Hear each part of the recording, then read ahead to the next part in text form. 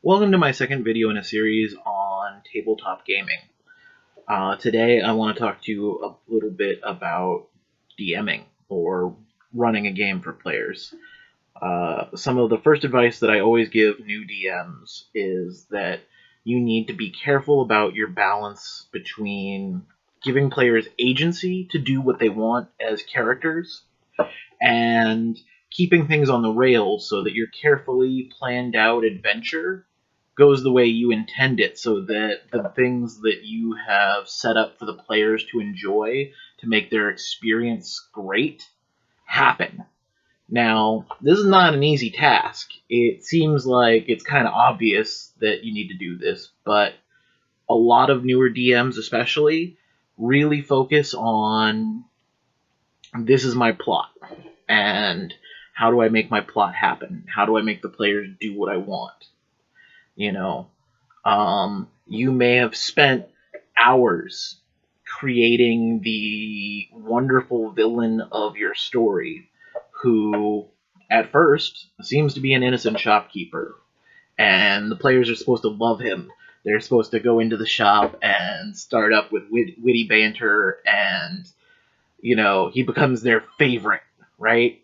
And then that way, when he turns evil and reveals himself as the mastermind of this awful plot the entire time, it has impact, right? So that's great. Your players are not going to do that.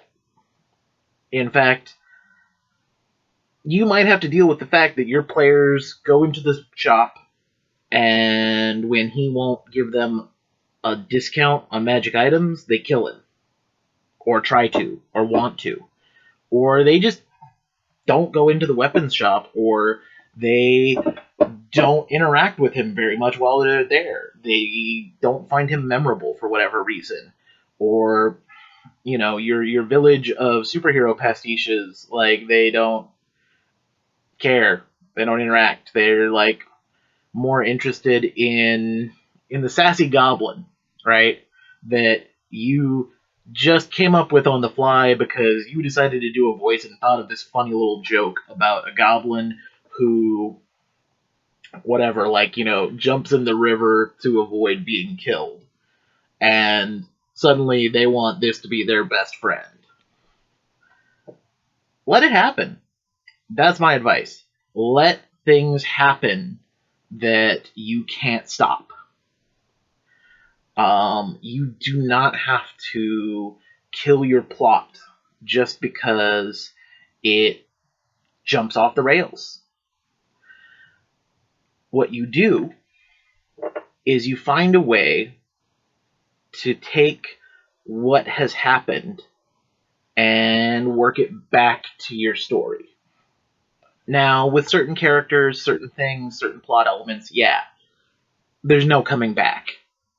But if your players aren't interested in those things, maybe you're running the game for the wrong people.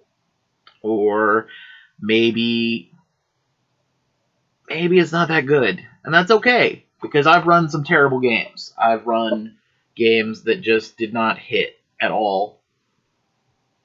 Sometimes it was my fault. Sometimes it was a mix of the players weren't interested in the story that I wanted to tell, or they had a totally separate idea of what they thought it was going to be.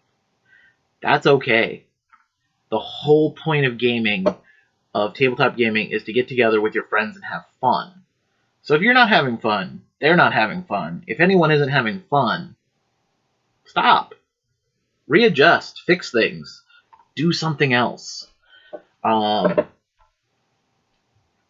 have, for example, had a campaign where the intention was that by the end of the first session, all the players were going to flee an oncoming attack from the north to the south, and then things would happen down in the south area of this continent that I had all set up in my mind.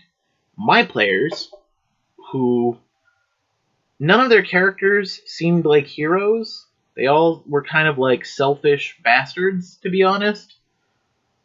They ran directly in the face of danger, which to me was bizarre. I did not see that coming at all.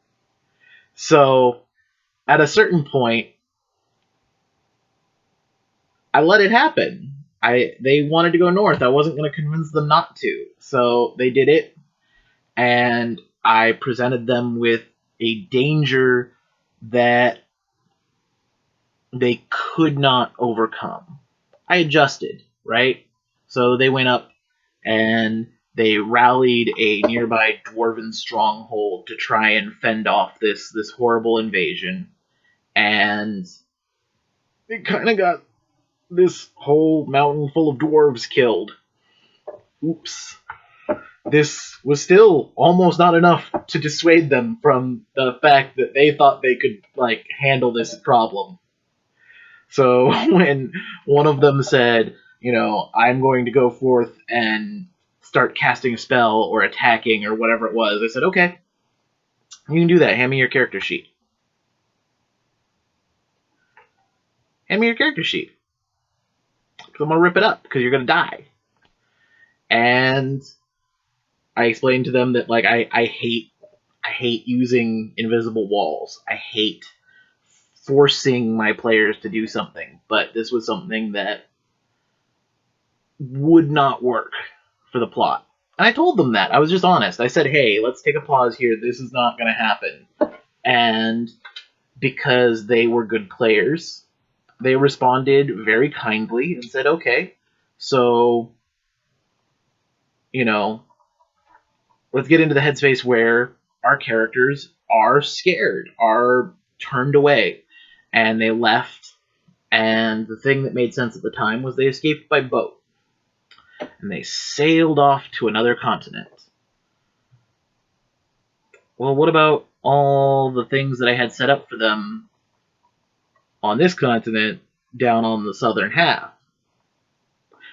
They don't know that. They don't know about any of that. So when they get to the new continent, everything that was going to happen as they traveled south happened to them as they traveled inwards to the next continent. So that, to me, is a great example of multiple different fixes that you can do as a DM. I redirected.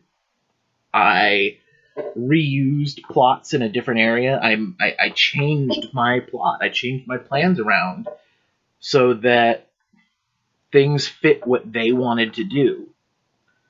But I then took things that I wanted to do and I just moved them. I did them somewhere else. Hey, they didn't know. They loved it. It went over really good. It turned into one of the better campaigns that I've ever run. And the first session was almost a total disaster. I literally almost had to cancel the game at a certain point because it just wasn't working. And being flexible as a DM is very important. I think that you are there to make sure that the fun happens, right? So your players are relying on you not to railroad them and force them into a certain thing. Railroading is a term used in some gaming circles, and it usually is a bad thing. Railroading's not fun. You want to have agency as a player. You want to make decisions that actually matter. You want your character to have personality and be able to make decisions and do things that make sense to them as a character, not just in service of a plot that you don't even know. And remember, they shouldn't know what you're planning.